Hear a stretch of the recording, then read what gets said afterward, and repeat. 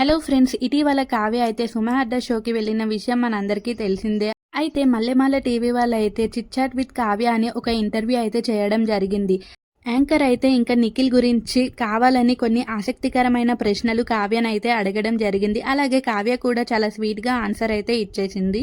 మొదటిగా యాంకర్ అడిగిన ప్రశ్న ఏంటంటే, మీ డ్రీమ్ బాయ్ ఏ హీరోలాగా ఉండాలనుకుంటున్నారు అని అడగగా, ఇంకా కావ్య అయితే హీరోలాగా ఉండాలని ఎక్స్పెక్టేషన్స్ ఏం పెట్టుకోలేదు, నన్ను మంచిగా చూసుకోవాలి, అలాగే నా ఫ్యామిలీని కూడా మంచిగా చూసుకుంటే చాలు అనేసి కావ్య అయితే చెప్పింది.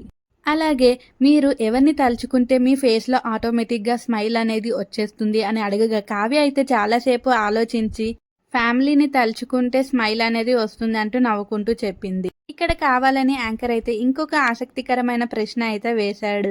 మీరు అరేంజ్ మ్యారేజ్ చేసుకోవాలనుకుంటున్నారా, లేకపోతే లవ్ మ్యారేజా అని అడగగా, ఇంకా కావ్య అయితే నవ్వుతూ నో మ్యారేజ్ అని అయితే చెప్పేసింది. అలాగే మీ లైఫ్లో ఎవరైనా ఇరిటేట్ చేసే పర్సన్ ఉన్నారా అని అడగగా, ఇప్పటి వరకు అయితే ఉండేవాళ్ళు, కానీ ఇప్పుడైతే ఇంకా ఎవరూ లేరు, అలా ఇంకా రారు కూడా అంటూ కావ్య అయితే క్లారిటీ ఇచ్చేసింది.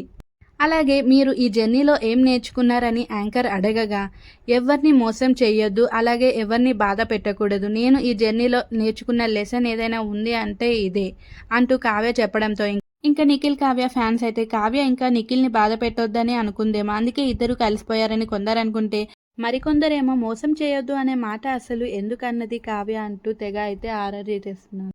మరి కావ్య మాటలపై మీ అభిప్రాయం ఏంటో కామెంట్ చేయండి.